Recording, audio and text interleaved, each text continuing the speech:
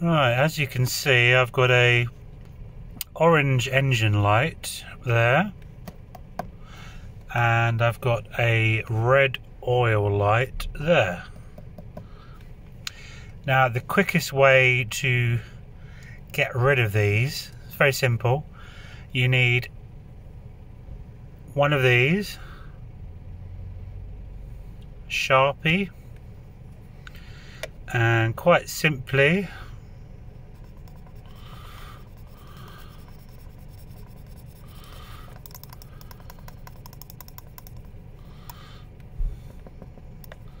can be a little bit tricky because it's well,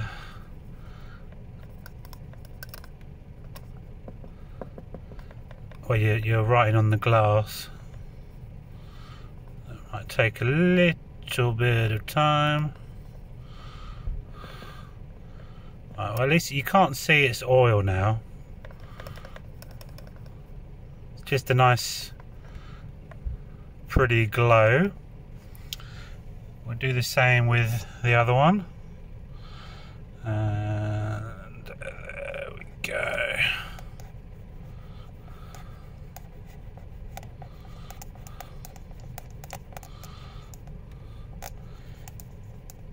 You can see you have to do a couple of layers, but you can still see that one quite clearly.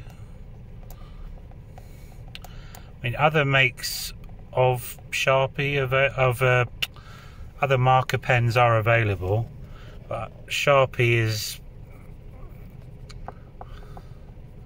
probably the best for this particular fix. You're just looking to make it look at least like what it is as possible, so that you don't freak out every time you drive around. There we go. Well, that's a lot better than this one. This one, although it's not completely covered it, I mean, it still looks like there's some issue because you've got a red light, but you could just pretend it's like a nice little light. This one's actually taken quite well. Perhaps the bulb isn't as bright.